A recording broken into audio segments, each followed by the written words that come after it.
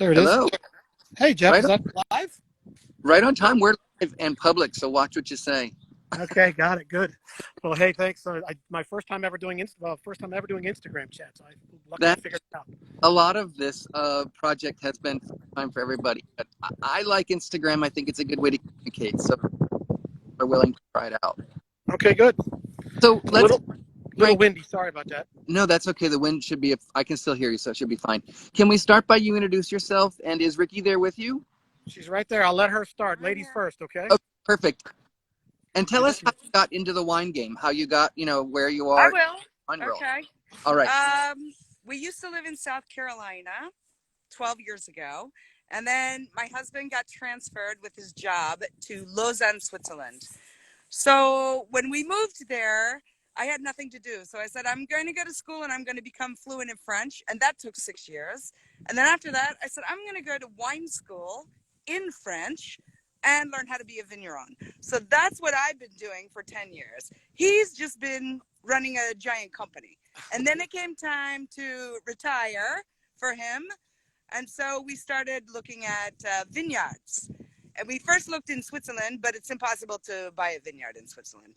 They just stay in the family for generations and generations. So I said, let's look in France. And we looked in France for 3 years, and we searched, and we made offers on 5 vineyards. And finally, the one that you see behind me was the magic that happened. So that's my story. I was a trailing spouse, and we were expats in Switzerland. And now here we are And now in a tiny village in France called Saussignac.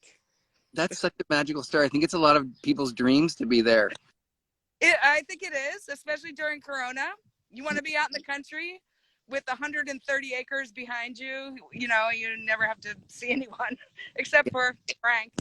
Here, I'm going to let him talk now. Yeah, so obviously Riki told you, Jeff, but I worked for a big company for 35 years, and I was traveling all over the world, and really, a lot of stress and stuff. And Riki had this dream, and we had the means to do it, and it was time. So I traded an airplane seat for a tractor seat, and now we're working hard, just as hard as we ever have, actually, probably harder than we ever have. Yeah. But we're learning something new. We're working outside. We're enjoying being part of a new project, and it's life's next adventure. So it's really cool, really cool. I have been first chats I did with Fayolle, I think one of your neighbors, and read her books to really learn what it means to take over a wine. It's so much work. So I'm very impressed that you're. Her vineyard is just 800 meters right there. I'm looking at it, actually. That's so crazy. Can you show us around? Would you mind flipping the camera? Yeah, sure. We're going to take you on a little tour, by the way. That's right. We've got this little farm 4x4 here that I use to get around the property. We have 50 hectares here in total, so almost 130 acres. Wow. And in total, you'll see Riki will walk you around here. So I'll start over there, Riki. Okay, so we'll do a 360 here. I love it. So you see our vine, all the vines that you see in that direction, all belong to us. And the chateau that you see there in the distance is not our chateau. That's my neighbor's, Monsieur Mornac. But the parcel that we own right there in front of his house, we call Mornac, because it's right in front of his house. And then if you go over here, the parcel on the other side of the street is Merlot grapes. And that's my neighbor Alain's house. So we call that Merlot Alain, that parcel. And continuing on, you get the entrance driveway to our property. And behind those trees is our chateau. And if you look just to the left, that's what we call the ruin. It's it looks really old. It's not. It's from the 1940s, but it hasn't had a roof on it since the 1940s because after the war, the family who lived in our chateau couldn't pay their taxes, so they sold all the roofing materials, the giant framework, to pay the taxes on the chateau. So it hasn't had a roof since the 1940s. So we call it the ruin. And the parcels in front of that are called ruin. And then we have in the very foreground, the very small vines that you see are our new Malbecs that we just planted last year. And when we go in the tasting room later, I'll show you each wine that comes out of each parcel. But now we're going to go down our entry road and into the chateau. In the vineyard first. Oh, Frank wants to stop in the vineyard. Okay, so we're going to go stop in the vineyard. They're showing the Bergerac. There's down in the valley, the Dordogne River. Okay, in the valley, I don't know how well you can see it, but we live on the left bank of the Dordogne River, on a hill above the valley. That's called the Val de Dordogne. So Bergerac is just over those trees, about 15 kilometers. And Fayolle house is 800 kilometers that way. Yeah, 800 meters that way. And then if you go on the other side of the Kawasaki, this is my other neighbor. She has a B&B if you ever want to stay in a lovely place. It's called Le Vineyard. And just behind her house is the village, the actual village of Sausignac. So you can walk Sausignac. Yeah, you can walk. Oh, it's 500 meters to the main square village, in the village. Yeah, it's only 500 meters. We'll show you a view, Jeff, when we get in the vineyard. I can show you the Chateau de Sausignac. It's just, you can see it up on the hill. Oh, fabulous. Okay.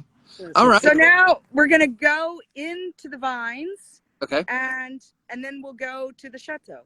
Okay? Awesome. Okay. All right. And I'll just keep it pointed this way as we go on our drive. Or maybe I should point it back at us. No, that's fine. Leave it that way. Okay. I'll keep it pointed this way. Sorry, I'm very excited. Okay.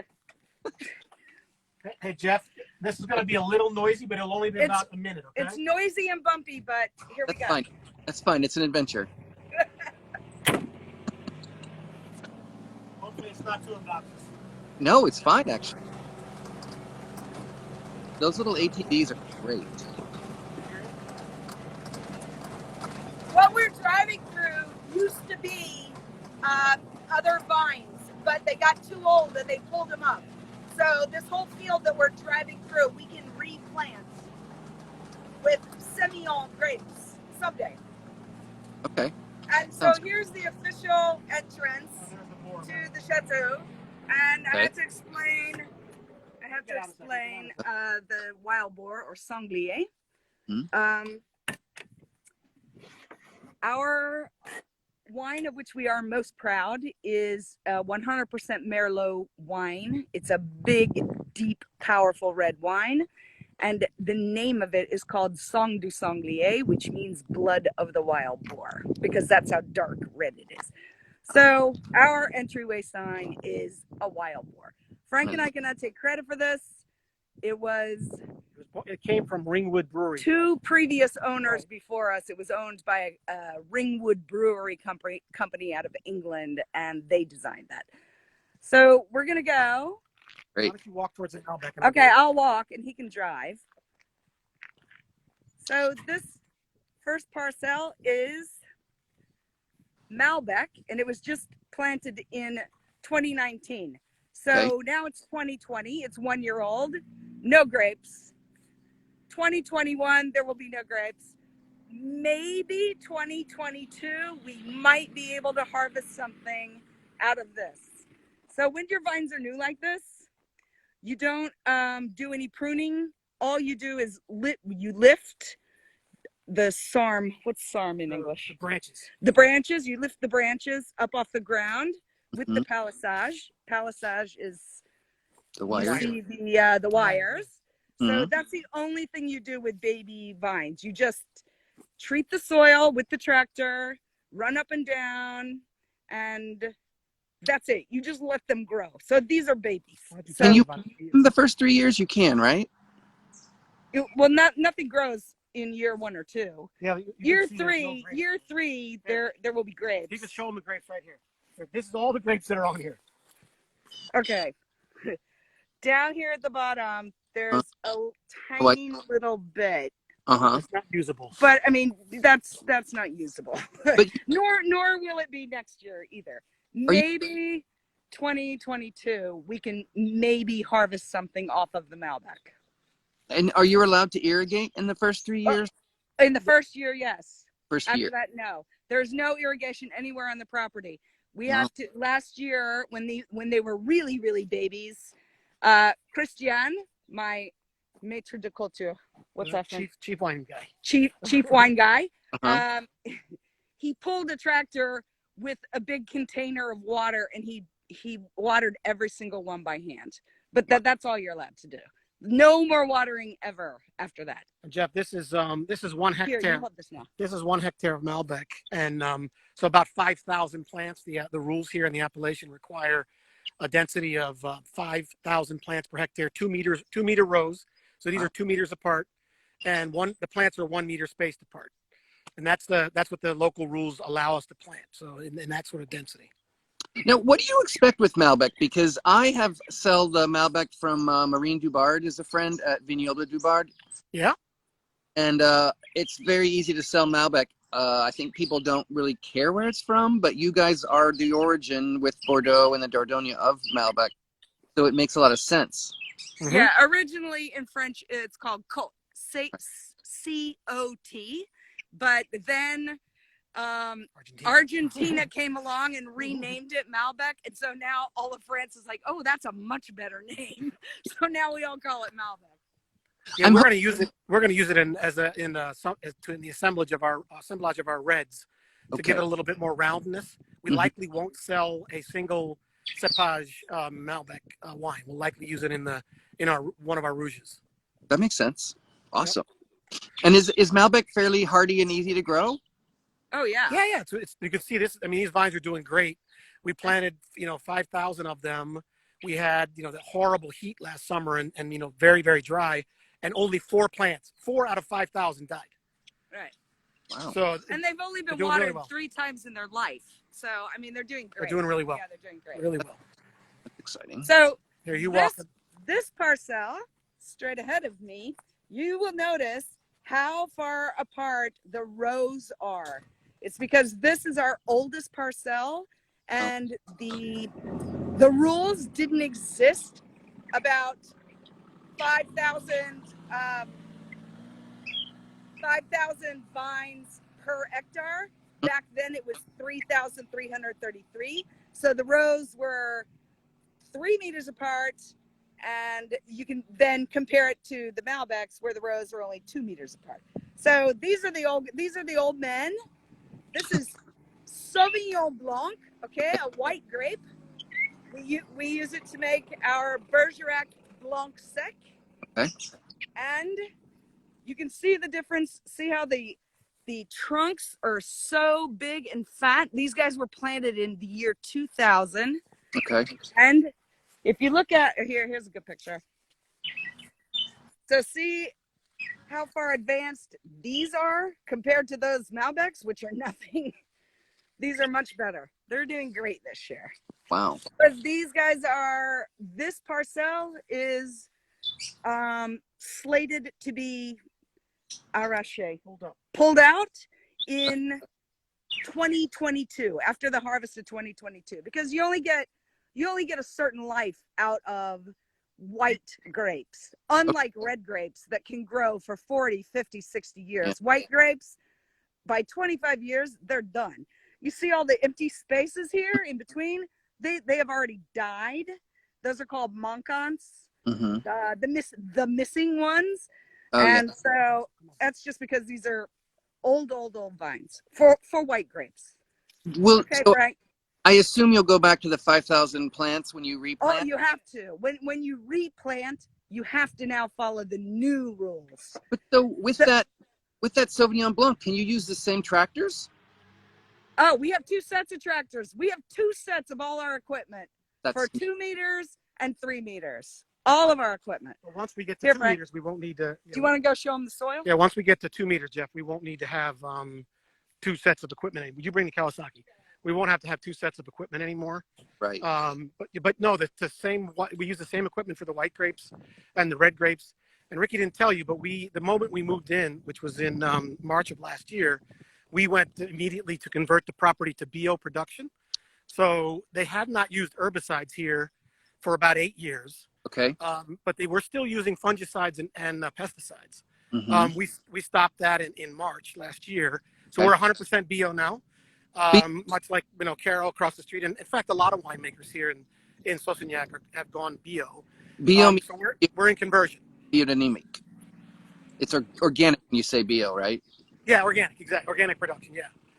and this is just a good place to look down this road. You can see what makes this terroir here at Chateau de Fayolle really special is this entire hill we're on is just one giant limestone cliff.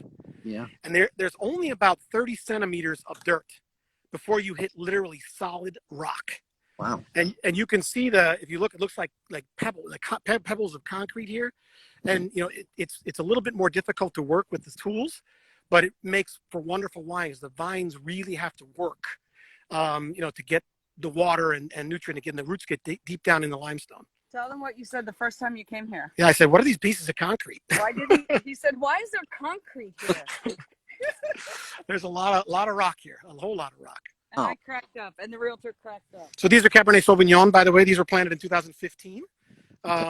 You can see that the stems are still quite small, but they're doing really well this year. I mean, you can see the amount of grapes on these vines. They're just doing fabulously. I don't know if you know, but this stage in French is called nouaison, and nouaison is where the flowers actually turn into berries, and then we monitor how big they're getting, and we watch for mildew, and in about the middle of July, the red ones, for example, this one, Cabernet Sauvignon, will start to turn colors. The skin starts to turn colors, and that is called veraison. I don't know what it is in English. Veraison. Yeah. I love that you don't know some of the English words because you learned it all in French. I don't know any of the words in English. I always just ask Frank. All right, we're gonna head towards the chateau now and get a quick look in there. Okay, Jeff? Okay, fabulous. It's a good thing to look at. Hold on here quickly. So as we drove down, we have a parcel that was planted in 2015. It's Cabernet Sauvignon, Merlot, and Sauvignon Blanc. And now we're moving, when you see the red flag go by, that is the parcel that was planted in 2014. Okay. And this is Merlot, mostly Merlot. Yeah, Merlot, yeah. So when did you actually take over the property? You just moved in? We've been, those two parcels were planted in 2014 and 2015, and we've been harvesting them both years that I've been here. So, it doesn't take too long before you can actually make wine out of your babies. Yeah. This is the entrance to the chateau. So I'll just pan over. What you're looking at is the pool house, the first guard tower, which is now a bathroom. I'll take you inside there. It's amazing. The second guard tower. Frank, move out of the way. Oh, we like seeing Frank. The wooden sangliers. Oh. The main entrance to the chateau. The entire chateau is surrounded by a wall that was built in the 1200s. Jeez. When this chateau used to be called Rapavac, but that chateau was pillaged and plunged in a war, and it was rebuilt in 1484 by a man called Jean Joubert, and he renamed it Chateau de Fayolle. So we're gonna walk in to the entrance, and I'll show you. Go to the right. We'll go to the right.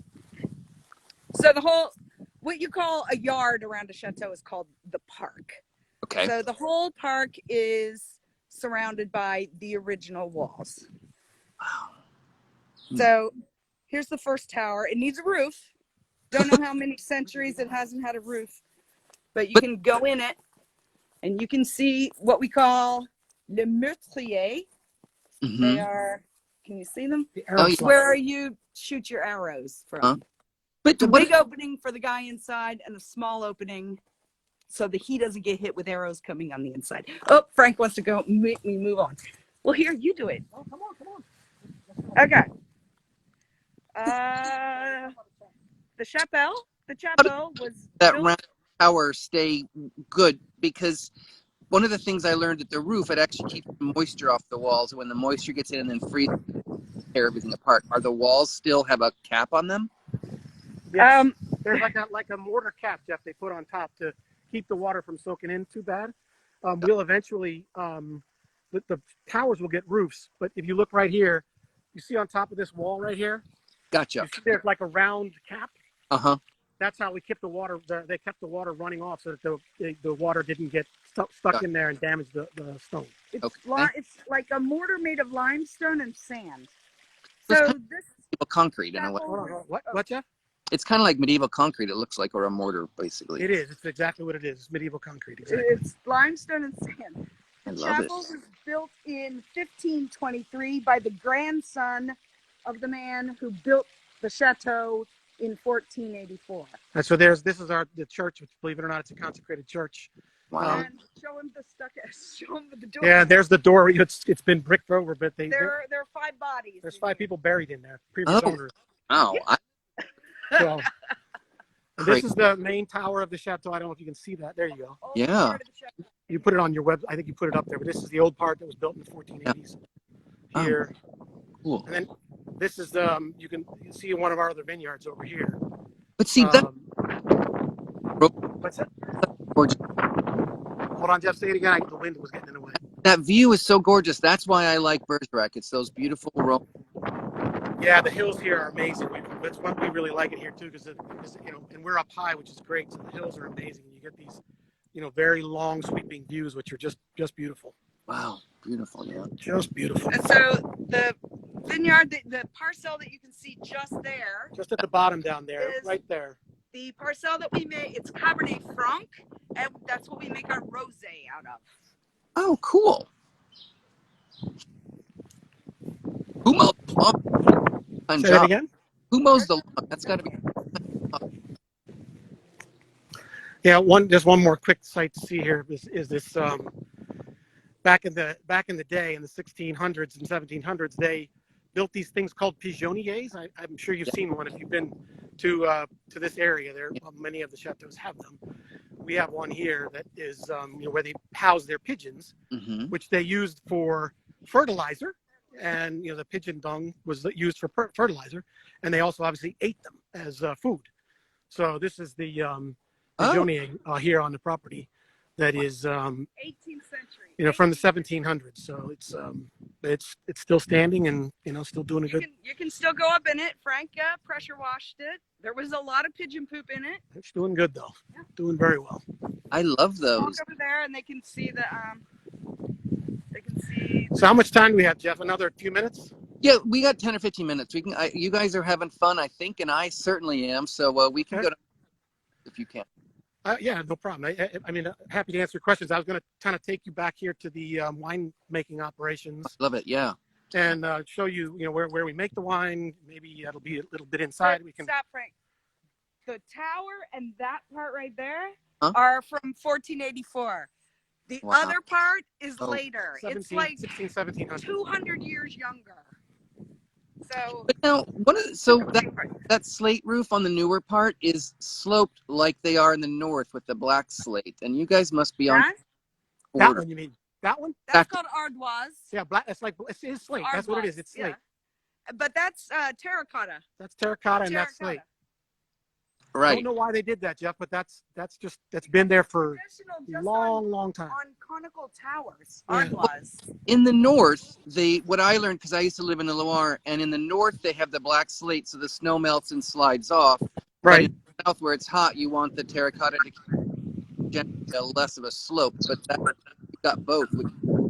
It's still traditional. I think it was just traditional on these towers to have that. Oh, right. That's so, super. Must have been. If we go inside, I know those walls can be very thick. They are huge. Yes, the walls are almost a meter thick. No, we were not going to go inside. I thought you said, can we go? No, they're almost a meter thick. I mean, it's crazy. Gosh. Yeah. So back here, this is where we do all of the wine work.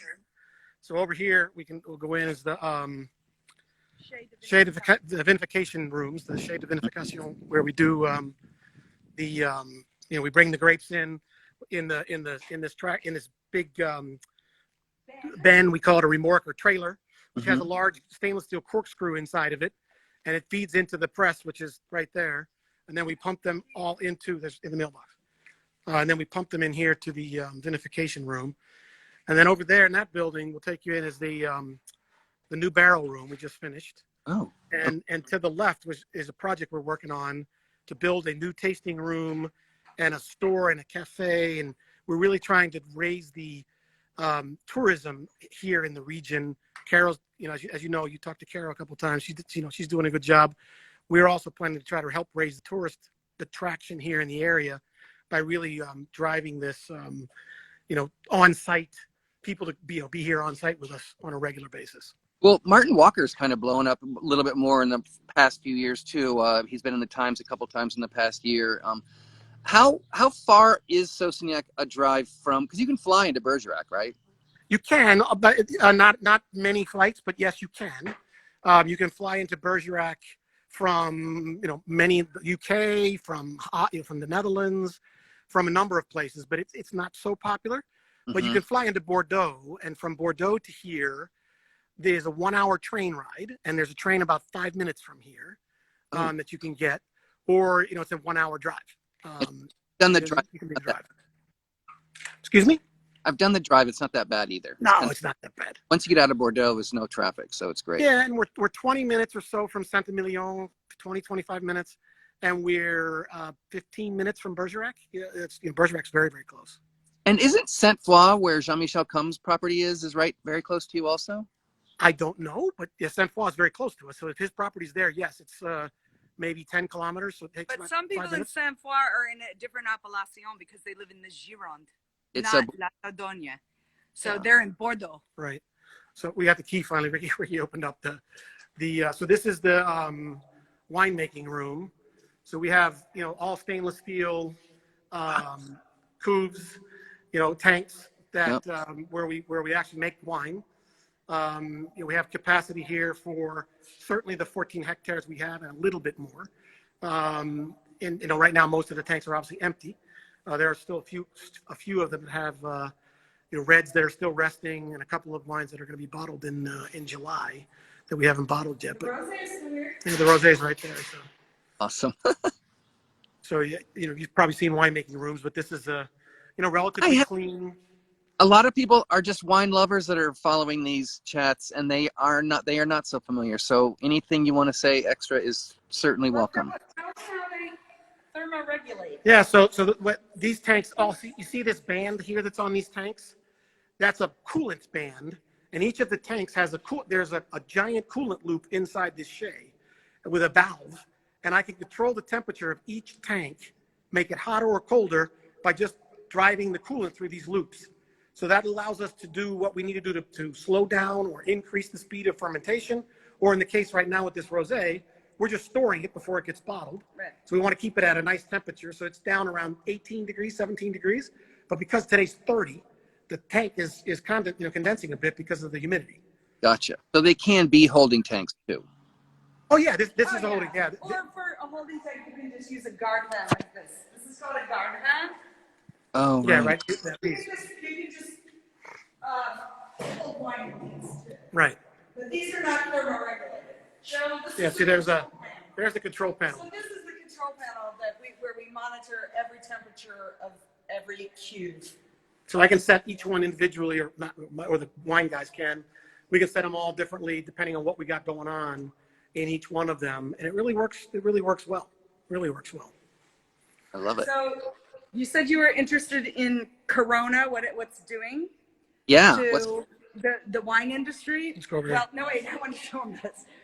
So right down here, you see that hole in the ground?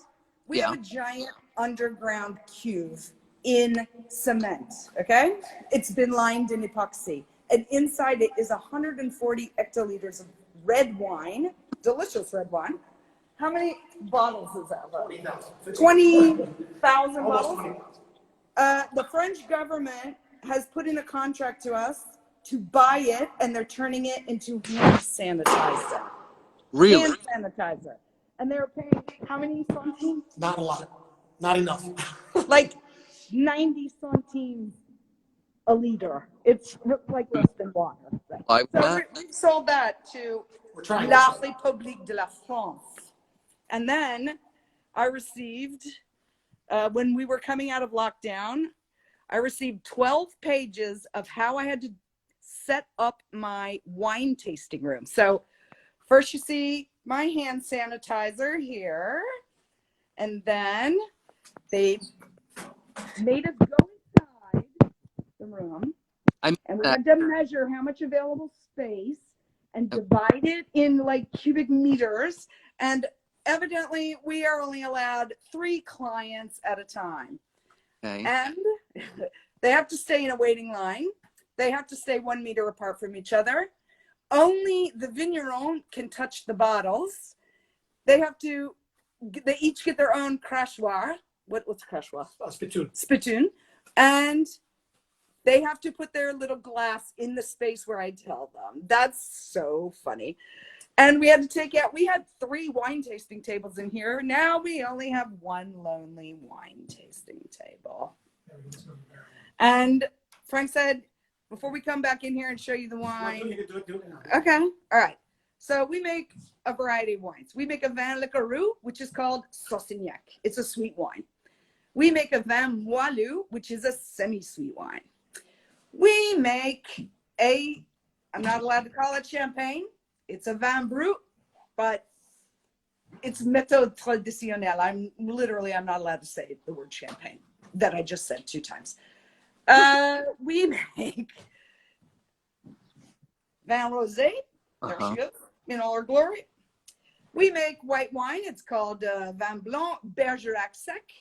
And we make vin rouge, which is called Bergerac sec. Okay. And we make our pride and joy, Sang de Sanglier, which is our 100% Merlot wine made from 1 parcel. And now Frank wants to take you into the new barrel room. Jeff, any questions you might have? Those bottles lined up by the window, it looks like there's 3 whites, but one of them is green. Why is that one green glass? That's the Vin Blanc. The other 2 are the sweet. Where? Tell me where. On the table. Here? Oh yeah. That's for tasting. This is our display for tasting. The left one is Vin Blanc. But why green glass and the others have clear glass? It's just the choice we've made. These 2 that are in clear are Moelleux and Saussignac. Gotcha. Okay. People, when something like the Saussignac is aged in barrels, so when a wine is aged in barrels, people really, before they buy it, they want to look at the color because it's a lot more golden than a regular white wine, which is a little yellow green. So the people can see the color. Just a choice. Right. Just a choice. Like rosé, people buy it for the color. They want a very, very, very pale rosé. So you put it in a clear bottle so they can see the color. Yeah. When you say it, it's very obvious, but I was like, wait, there is a reason. So thank you. Oh, yeah. There's a reason why these bottles are conical. So a conical bottle, can he see the difference? Yeah. No, you can't see it. Stand right in front. You'll never see. If you look at the rosé, the sides, the shoulders, the side of the bottle comes straight down from the shoulder. If you look at our 2 red wines, after the shoulder, the sides go in at a slope. Yeah. That's called a conical bottle. It's just more high end. Yeah, it's just a little bit fancier. They're heavier and a little bit fancier than normal bottles. Super cool. And they're nicer to hold. Yeah, so maybe it's the last thing we'll show you this project because it's we think it's going to be something really special for the area and clearly for the town. But so we've converted this old barn. It used to be the place where all the tractors were stored. Mm-hmm. And we've converted this room here. There's a new door you can see here. This room now has been converted into the new barrel room. Oh. And you'll see this is the new barrel room where we have, we store all of the red and white wine that we have in barrels in here. And then we put this glass wall up to separate the barrel room from what will become the new tasting room and a store, which is under construction right now. So there'll be a door in between. So it's a very large, I can walk you over there. Because this room has to be air conditioned. Right. We have to keep this room very, very cool. So this room has to be kept really cold. So we don't want the store that freezing cold, because French people hate air conditioning. So we built a giant dividing glass wall between the 2 rooms. Wow. And the barrel room doesn't need to be dark. I mean, you usually see it dark, but they don't. As long as you regulate the temperature. No, it does not need to be dark at all. It's just the temperature that needs to be controlled. And, the wine's obviously in the barrels. It doesn't see the sunlight. Yeah, the wine's not getting any. So it's fine. And, but it is easier, obviously, to keep underground dark spaces cool. So you don't have to cool them with air conditioning. We had to cool it with air conditioning. Yeah, that's great. It's beautifully done. Yeah, Show my bonbons. Oh, yeah. Ricky loves these things. So you've seen these old French wine bottles. I actually fabricate lights from them. They're called damjons or bonbons, depending what part of the country you live in. I'm a very big fan of Vendu, so I'm very familiar. How do you you cut the bottom out? I cut a hole. See, there's a hole in the bottom? Wow. It's hard. It ain't easy. He breaks 50% of it. Well, you cut it with a diamond bit, and you put lights in there. So yeah. And anyway, that's gonna be the store, and the new project should open late this year. When we get it finished, it'll have a kitchen and a very large tasting bar, and it'll be very nice as well. And you said you have a little gîte that you rent out? We don't. We do not rent anything here at the moment.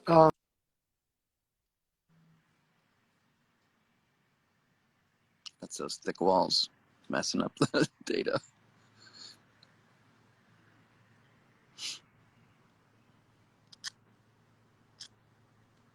Hi, Veronique. We're up in Sosignac, not far from you.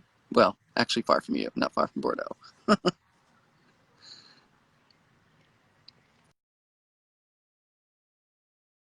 You're inside their barn. Oh, we lost them. They'll be back in a minute, though. How fun was that? Thanks for joining, everybody. We're going to wrap this up shortly. As soon as they come back, I want to say goodbye to them. But they are lovely. That was kind of a cool tour. Their beautiful property, the rolling hills in the background, the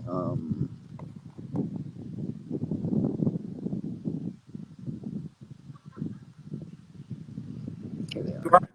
Sorry about that. That's okay. Don't know what happened. Sorry. Okay.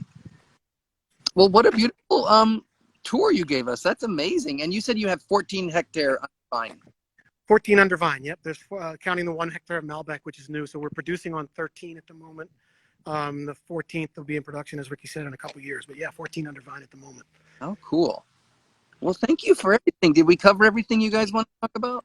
Yeah, we just wanted you said you wanted a quick tour, so we gave you a quick tour. Really? And, yeah, we appreciate the time. Really do. It's a pleasure. It's my pleasure. So I hope next time I get over there, I'll have to look you up, or when you please do. All right. Thank you again. It was really nice to see everything that you showed us. I really appreciate it. And I love Bergerac, so it's nice to go and see it. See you soon. Thank you. Take care now. Take care. Bye-bye. Bye-bye.